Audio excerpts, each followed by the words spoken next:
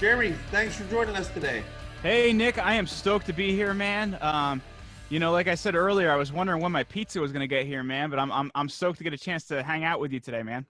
Awesome. I always hear that, and I just throw it back real quick that it's still in the oven, cooking to perfection. Well, I'm here in New Jersey, and I think in the New York, New Jersey area, we tend to do pizza just a little bit better than the rest of the country. That's a fair opinion, I guess. There's, but that's why we went to Equal Playing Grounds and got named Best Pizza in the World. But I get where you're coming from.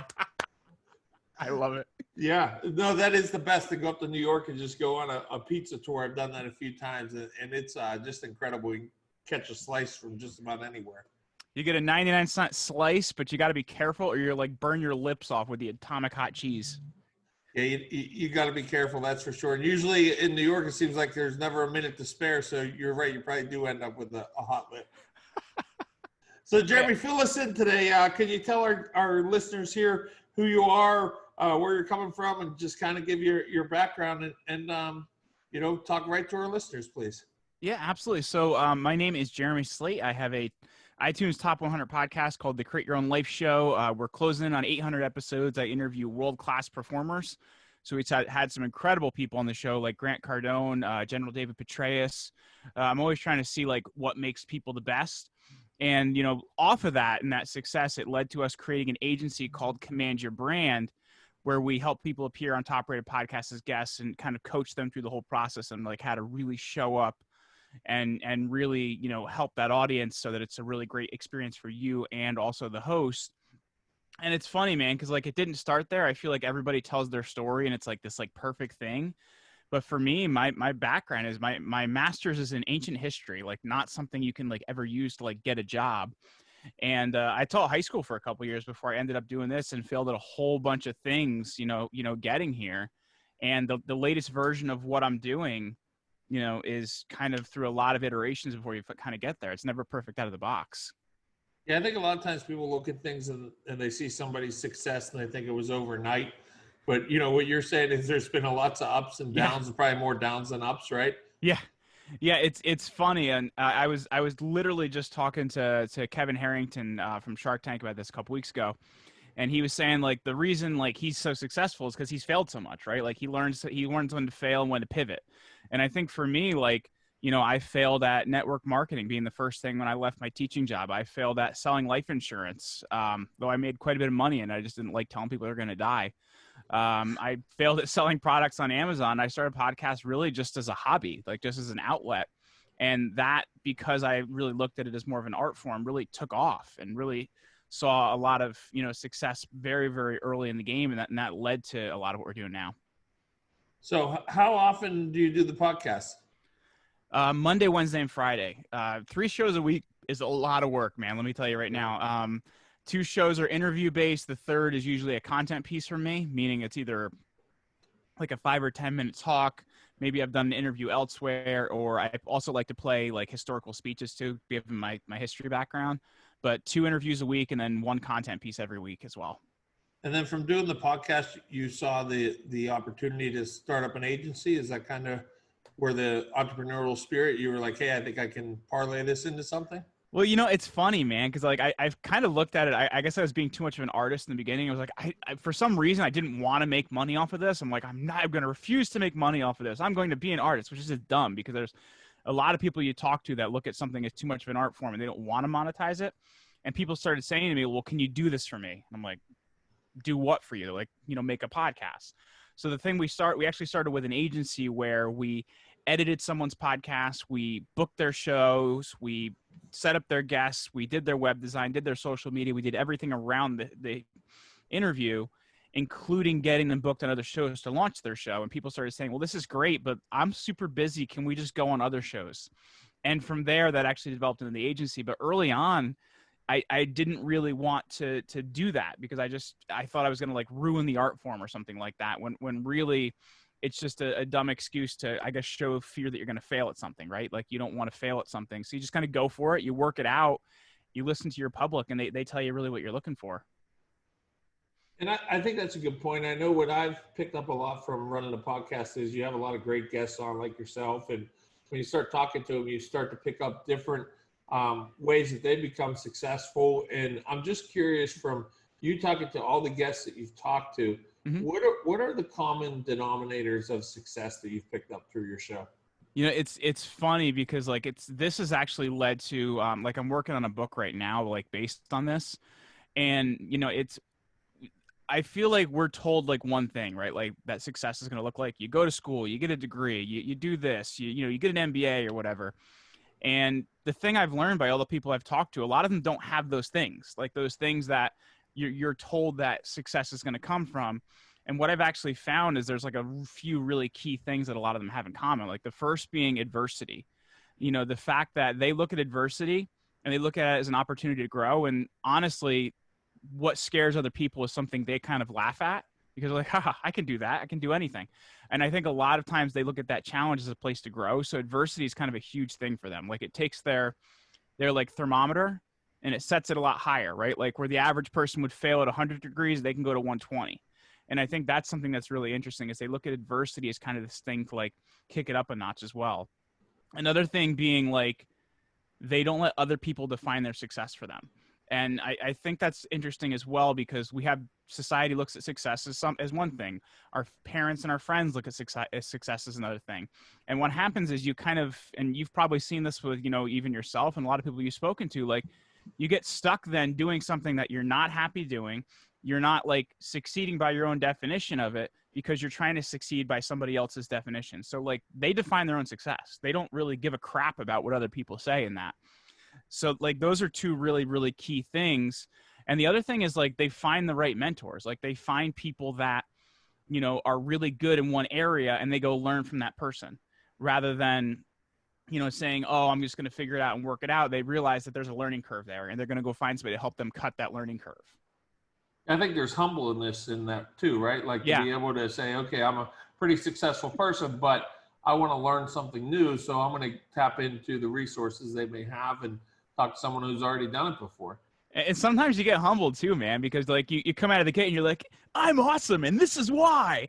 And then you kind of realize like, wow, I don't know everything about accounting. I need to know about that. Or I don't know everything about hiring. I need to know about that. There's like a lot of things that I think you just come out of the gate not knowing.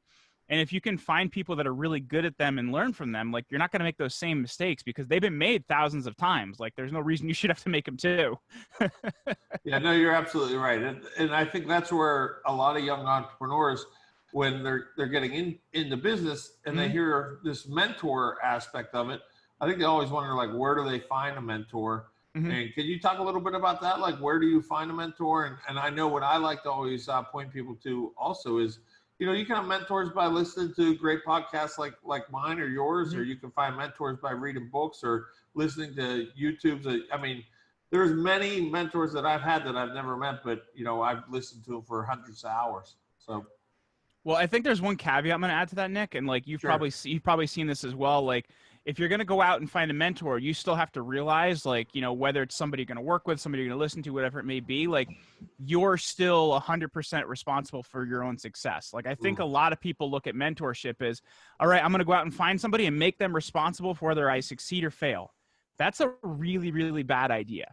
And I think you have to realize, yes, you're going to find the mentor, you're going to find the right person to help you, you're going to find the right information, but you're still responsible yourself for whether you succeed or fail, because you know what? You could take the best training program out there, but if you don't implement it, dunzo.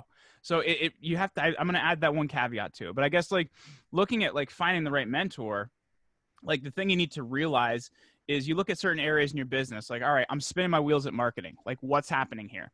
You know, and you have to look at it as if you're somebody that's building a business, like, are you going to be doing every single function in your business? So what you want to do is go out and find somebody that knows marketing better than you and see if you can either hire their firm to work with you or figure out if that's somebody that can train you so that you can train somebody in your company. I think that's a really big deal as well. Or like looking at like scaling, because a lot of entrepreneurs struggle with that. And it actually comes down to the basics of they're actually not recording a lot of the different positions in their company so that they can actually get people to do that. So you find somebody that, hey, they know how to scale, they know how to fix that problem, and you go out and locate that person. And that could just be from finding the right book or finding the right podcast. Honestly, for me, and you've probably seen this as well, like having a podcast has been really good for that because it's been able to put a lot of those people within my reach. And, you know, the more questions you ask, the more conversations you have, the more you realize like who knows what they're talking about and who's just kind of like blowing smoke up your butt. And for me, like having a podcast has really helped me to get in front of the people that I know I want to work with. I know I want to learn from. I know I want to be around because they've actually got the results and the numbers. Well, you said a really important phrase there is, you know, people you want to learn from. And I think that's where a lot of times you're talking about the way you're conditioned, you know, to be successful, you got to go to college, get your MBA and that, right. And then I think the other part of it is a lot of times people think that learning stops after that MBA or after college, you know, you're just done. But the truth is, I think the really successful entrepreneurs, they're always learning, you know, and that's, you know, one thing that I've gotten out of the podcast for sure is, you know, having different guests on is it's almost like a in-depth learning conversation the whole entire time. And I think that's where, you know, being able to have listeners out there that are listening to what we're talking about, but, you know, really it's taking notes. It's digging behind what we're saying. There's a lot of common denominators to the success and the mentorship. What can you speak to the way that somebody has to start the process? Like if they're like, when should I start my own business? What would you tell somebody? Well, there's a couple different ways you can look at this. And I guess just to add to what you said, just about mentorship there, Nick, like, I think at the same time, we're kind of like sold a lie, like in the whole education system, like what being successful looks like. For me, like I learn more from people like yourself who have, you know, been on the ground, boots on the ground, gritty entrepreneur, figured out how to do it and make it happen. And I think there's so much to learn from people like that. In terms of, I'm sorry, Nick, I was adding to your question and I forgot your question. No, you're good. I just was going to say, like, yeah, you're perfect. No problem at all. You know, and I think even going back to what you're saying about like learning from people who have done it. Yeah. You know, I think sometimes, you know, that leads into the question I was going to ask, like, where do you tell somebody to start? Yeah. You know, I know what I always tell them is, you know, you can start from anywhere, but I think, you know, a lot of times people they're listening to this because they're starting to think about wanting to open their own business, or they've tried something that they're at the end of maybe where it's going to fail, but like, where do they start? Like, how does somebody just start?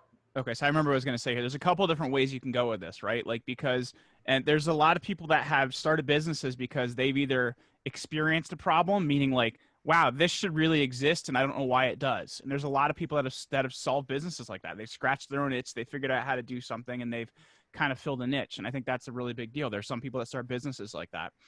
One of the best books I've ever read, honestly, on how to explore that is called So Good They Can't Ignore You by Cal Newport. And, you know, I'm 33, so I think I fall somewhere in that millennial generation. I think the biggest problem with my generation is they think the skies are going to open up, you know, the trumpets are going to start playing, and they're going to know what their whole life's purpose is. And that's just bullcrap, man. It's really the point that Cal makes in this book. It's finding something you're good at, and you continually get better and better and better and better at that.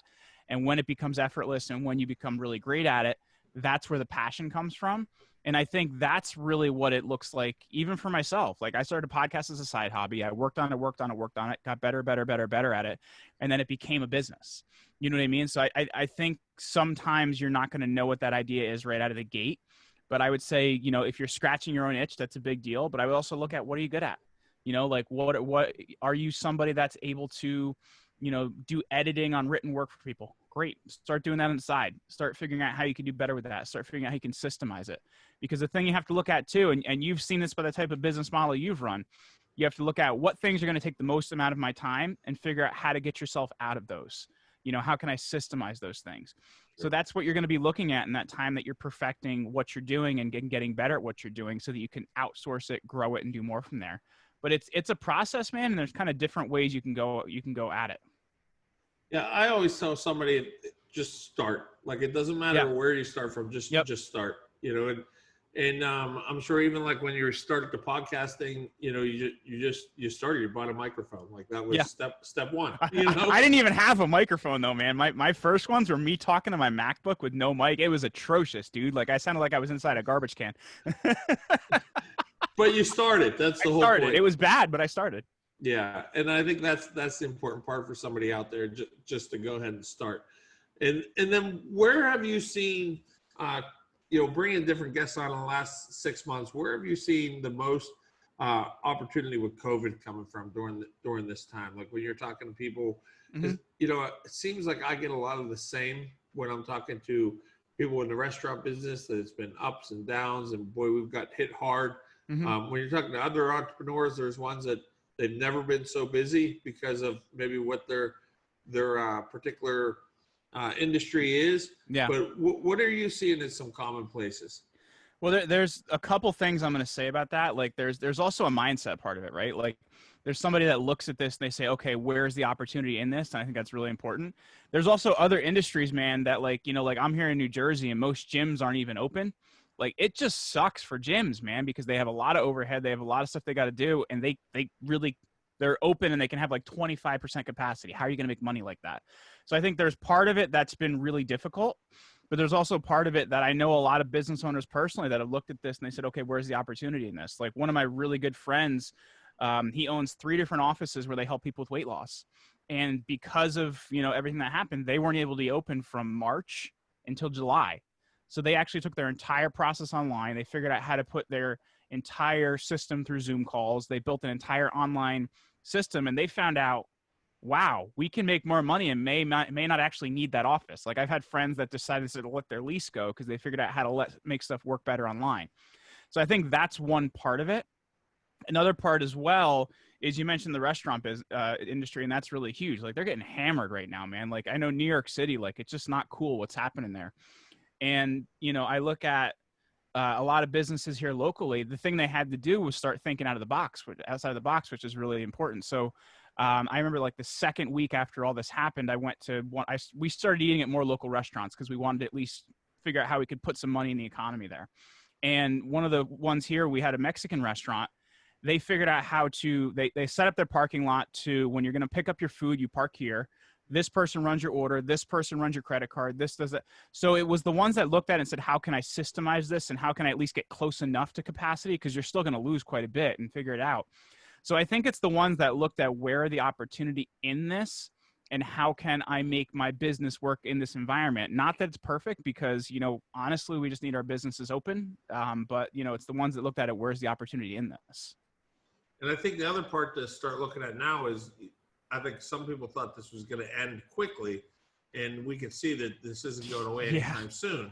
So it's like, okay, so maybe you were able to float for those 6 to 8 months, but how do you really excel in this the diversity of the economy and just the times that we're in? Like, that's the next question I think too, is how do you move in this world that we're in right now? How do you succeed in it?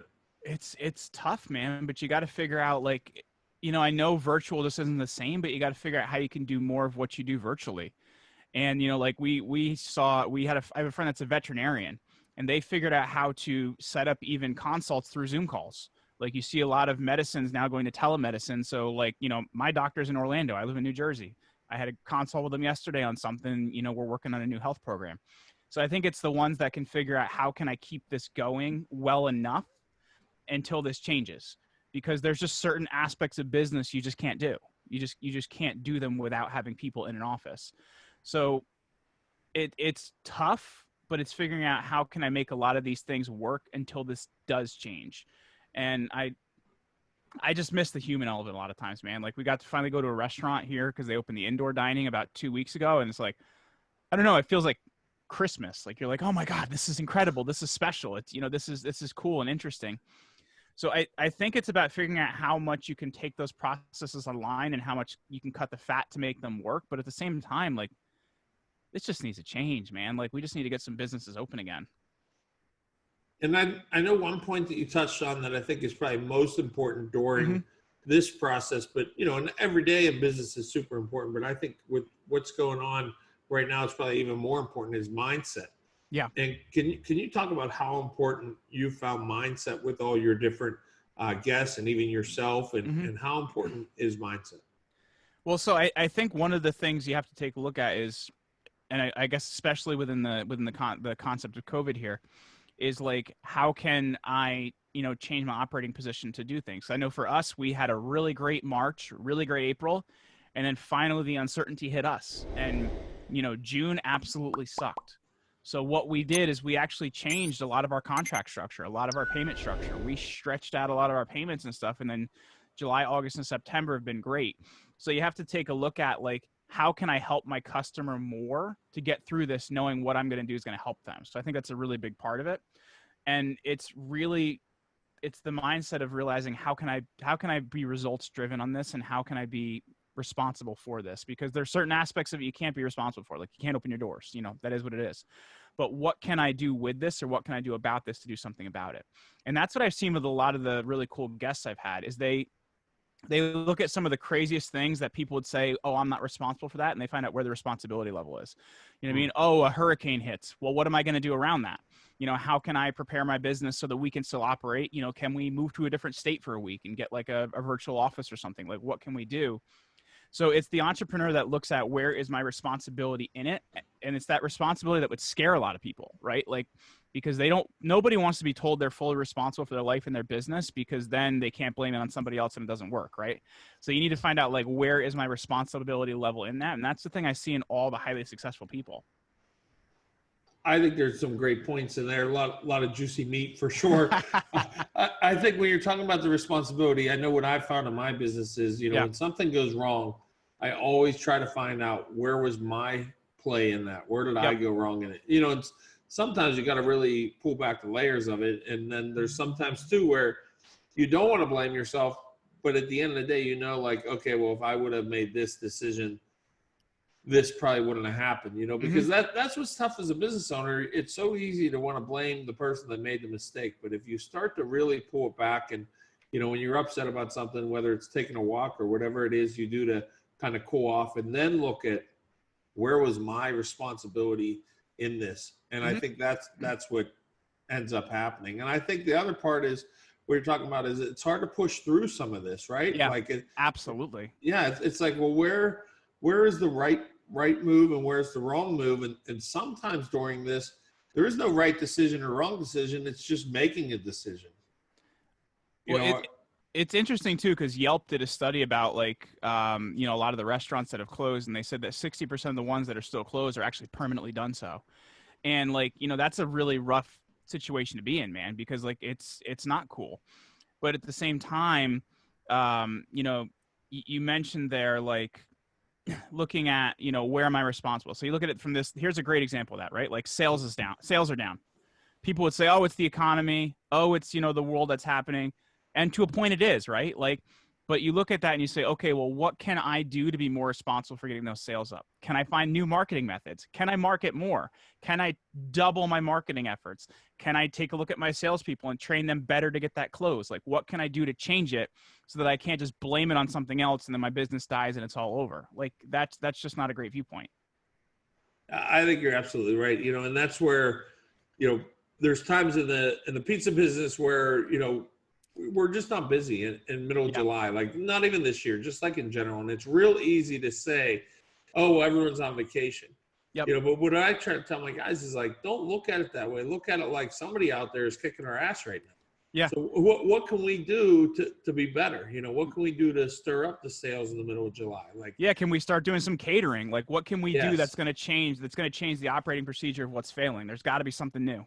Yeah. And I think that's what you have to look at. I think, what you said from the very beginning is, like, seeing the opportunity that's been created in your business and being able to open up a whole nother business. Like, a lot of times when you get into business, you may have a clear path of what you think it's going to be, but then opportunities just start to spawn up. Do you see a lot of that as well?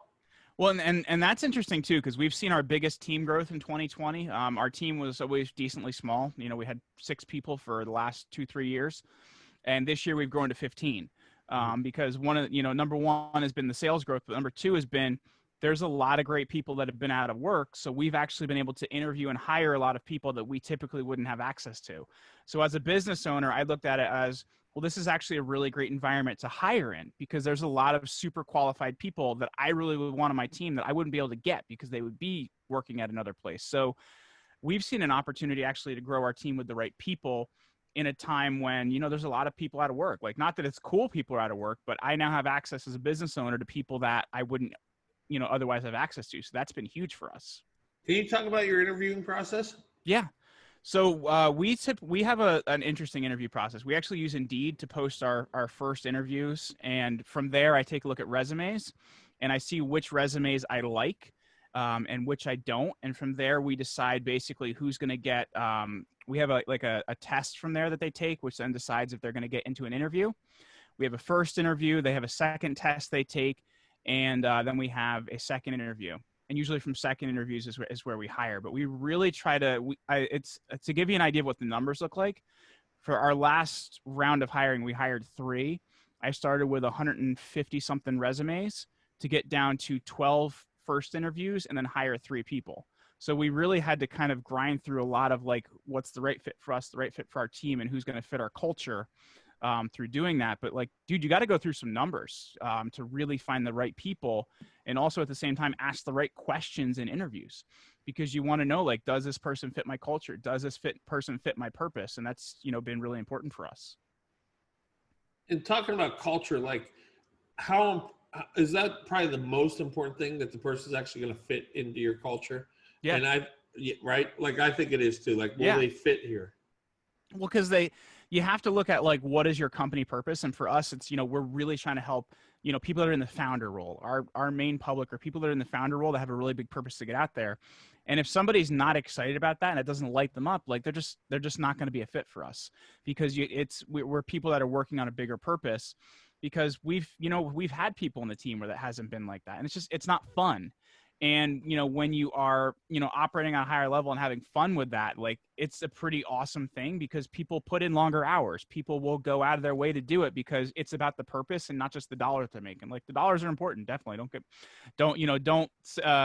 don't believe me. And, the dollars aren't important, but at the same time, like when people buy into the purpose and they're excited about the purpose, dude, that's where team comes in. That's where collaboration comes in. How important is retention in all of that? I'd say that for continuity, like it's vital, right? Because like, especially for us, like we're dealing on a client level where somebody's working with a select number of clients. Like we have 6 people on our booking team, and each one, works with several people who they're dedicated to. So like retention is vital for continuity, because you want to make sure somebody's, when they're picking up the phone or sending an email, they're talking to the same person that knows them, knows what they're doing, knows what's happening. And that's why it's really important for us. Like, we don't just pay people, a salary or an hourly pay. We also bonus on production. Like sometimes we'll have a podcaster come in that wants to work with our company after, the booking person handles them really great. Well, then we bonus that person on that. Or we have, if somebody books a super high quality dream show for a client, they'll get bonused on that. And because of that, people are really, really excited to produce at a high level, because it's just not about the dollar. They're actually also getting rewarded about what they're producing, and they're getting rewarded for the products they're producing. And I think that's vital. There's so much to be said in the way that you do the interviewing, and then being conscious of the retention. The other part of all of the hiring and keeping people on staff is, how important is to let somebody go that is detrimental to the team. Like, I think, I always say, when you can shut your eyes and if you can picture somebody that needs to go, then it shouldn't be a drawn out process. They just need to go, right? Like, exactly. How important is that? Well, and from that standpoint, you also have to look at how you're going to have that conversation as well, because you never want to leave somebody with a bad taste in their mouth. Sure. So you look at it and you say, hey, like you have this purpose, I have this purpose. And, right now it just doesn't look like those two things align. And I don't want to hold you back. Like, I know you could be doing like, this whole other purpose. So you have to look at what that is and how you handle that conversation, because one bad egg, man, can definitely spoil the bunch. But you also have to look at how you have that conversation, because you never want to leave somebody with a bad taste in their mouth. Because at the same time, like that's never a good idea to have somebody out there that you're making an enemy of the company as well. So you have to look at it in how can I also, further their own purpose and see, and, help them to see like, we just don't align on this, and that's fine. Like, you can do what you want to do. I'm glad to be a reference for you, but you want to make sure that everybody's in alignment. There's somebody listening that's listening to how many interviews and how many resumes you read, and they're thinking, man, I just don't have the time to go through 150 applications and have 12 interviews, and I just don't have the time to do it. Like, what would you tell somebody about, when they hire the wrong person? Like, what's the flip side, right? Because I'm sure in the beginning, you got to find the time, man. I don't care that you don't have it. You make it, you find it, and you create it. Because like, hiring the wrong person is going to cost you way more money than the time you're going to lose and the sleep you're going to lose by going out there and finding the right people. Like, because there's so many people that they are stuck in the day-to-day of their business. And with that viewpoint that you just said, they're always going to be stuck in the day-to-day of their business. Like, if you're going to build a business that builds you time and builds your purpose, you have to find the right people, man. Like, it's like vital. So you need to find the time, make the time, just build a better process around it. Definitely, there's a difference between working in your business and working on your business. Yeah. And I think there's the other part that you'll hear people say that, some people just can't work for themselves. And I think, I always like to say that I'm just probably unemployable with this part. Same here. I have no idea how I would go work for somebody else at this point. And I think it's just putting that all together. It's the mindset of like, okay, I'm going to work for myself. Nobody's going to tell me to get up. Nobody's going to tell me when to set the alarm. And you're right. You make time for the things that are really important. And another part that I liked what you said was you were talking about, bringing in the right people, and hiring the right people. And if you don't know how to do something, bringing in somebody that can do it or do it better, like you're saying, what's taking up most of your time? Can you go ahead and hire somebody to take up that part that's taking up the most of your time? Yeah. And go ahead. No, I was going to say, like for me early on, like I was doing a lot of our sales, but at the same time I was running our booking team. And that's really bad because the sales guy wants to make more money. The booking team guy says, please make less money because we have too much to handle right here. So you have to also look at what tasks you're doing that don't really, work together, right? Because if there's things that you're doing that's stopping the sales flow, but also stopping the production flow, that is the first place you need to get yourself out of, man, because that's a really bad place to be in. Yeah, you were making yourself busier. Yeah. I didn't want more of that. Yeah, right. But I wanted more of that. Yeah, absolutely. I could see that for sure.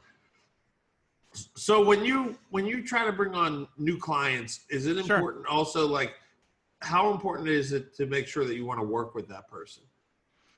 It's really interesting too, because I feel like you kind of get better at that over time, right? Like, because early on the clients you get, you're like, okay, I serve anybody because I need to make money. Right. And then as you get better at that, you get further and further into this. And, honestly, recently we've kind of even narrowed it down more because we always said we help founders and CEOs is what we've been saying the last 2 years. And then we looked at it, we're like, yeah, but some CEOs may not be a founder, and who we jive with best is founders. And so for us, like, it's been kind of a process of the more people you work with, the more work you get under the belt, the more you find out who you succeed best with and who you jive best with. So that's been really, really vital, is you need to be really sure on who your public is and who you're helping. And when we looked at, the clients we had that we had the best success rate with, that we had the most fun with, they were founders. And that was really, really important for us. But it's just something that develops over time. And I think any business owner sees this. Like, you start with who's going to put money in my pocket right now.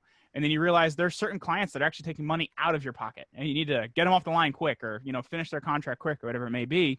So you can get more of those people you like and that you really want to serve in, because the wrong client at the same time can actually cost you money because it's taking more of your staff's time, more of your brain attention, more of that stuff that's going to keep you from actually creating and selling more. So you keep working on it until you get clarity on who that person is. But I honestly don't believe that there's any way you get that other than by doing it, right? Like, by experience. How important is the marketing in business?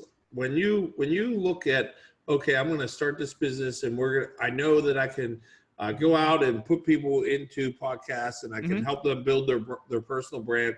Like, how do you market yourself in that space? And how important has marketing been, and how have you shifted your marketing plan?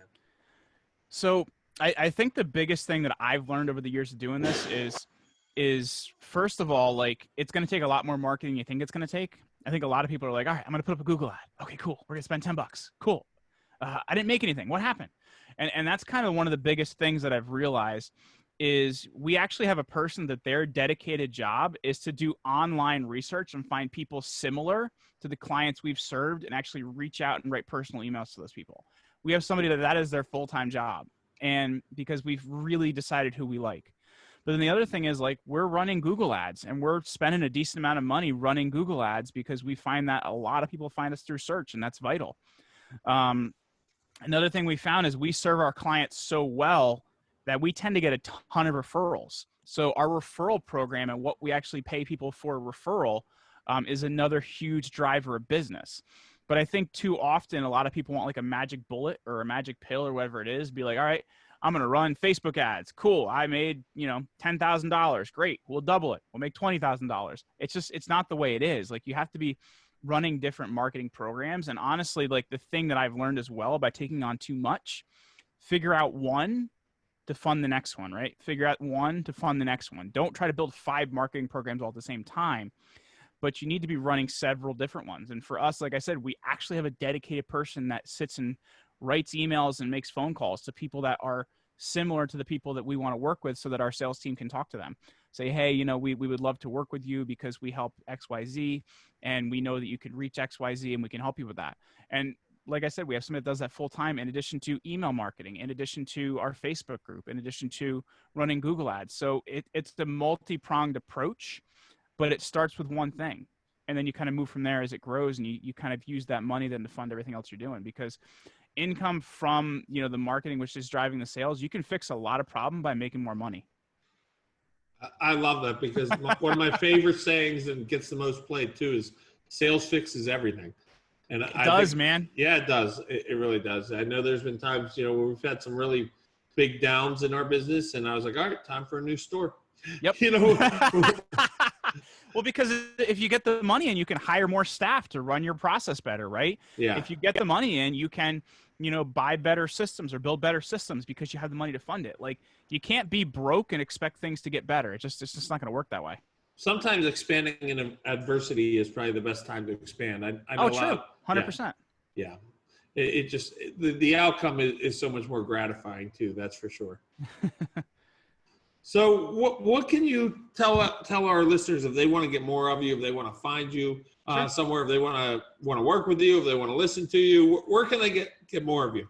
So if they want to find out anything about my podcast, that's going to be over at jeremyryanslate.com. Or if they're interested in figuring out how they can, really get featured on the podcast they're looking to, I found that like people have this false idea on like how to do it and how to get out there. So I actually put together a really cool document called the 7 Reasons You're Not Getting Featured on your top podcast, your favorite podcasts. And you can actually get that over at commandyourbrand.com/7reasons. And the word 7 or the number 7 will work to get that in your pocket. Fantastic. That leads us into the portion of the show that I love the most, but I think sometimes the guests kind of cringe. 7 rapid fire questions to figure out the success to your equation here. Let's do it, man. Okay, fantastic. Best seminar or teaching you've ever been to? Best seminar. Gosh, I'm not a huge fan of seminars. I think 10X GrowthCon was pretty cool. The one that Grant actually had in the baseball arena, because you just saw like that many people being like influenced by one person. You're like, damn, that's cool. So I just think for the concept of seeing how big something is, that was cool. Favorite item you bought recently under $100? I got these really cool new lifting straps that have pads in them, so I don't get the rash on my wrist when I'm working out. Name an idol or hero of yours that you have met in person. Johnny Damon was pretty cool. Favorite book to give as a gift? So Good They Can't Ignore You by Cal Newport. Something you do every morning before you brush your teeth? Wow, I brush my teeth pretty late in the morning, so there's a lot of stuff, but that's working out's probably the first thing. Your personal mantra or favorite quote? It's going to take a lot more work than you're going to take, man, so just put it in. And place you go to decompress and reset? I mow the lawn. Dude, it's surprising. It's surprising as it is. If my wife like happens to see me mowing the lawn, or she's like, he needed that. I'm glad he's doing it. Mowing the lawn is my Zen place, man. I that's one thing I'll just never outsource, no matter how much money I make. Do you keep it really nice too? Like, is it green? It's like I go on the angles and everything. If I could cut a big NY and like it was Yankee Stadium in there, man, I would. But yeah, that's fantastic. I guess the last question I'd like to ask you is, being this a Business Equation podcast, is there a problem in your business that we could solve together? Not really right now, man, because we're working on a new marketing program with Facebook groups. to start selling more of our courses. And that was always our biggest problem, is selling more courses. And that's actually, we're in progress working on it. So it's to be continued on that. What have you learned from working with Facebook groups? That you can't just drop and paste content and think it's going to work for engagement. There's definitely a different formula to that. And that's, what we're learning right now.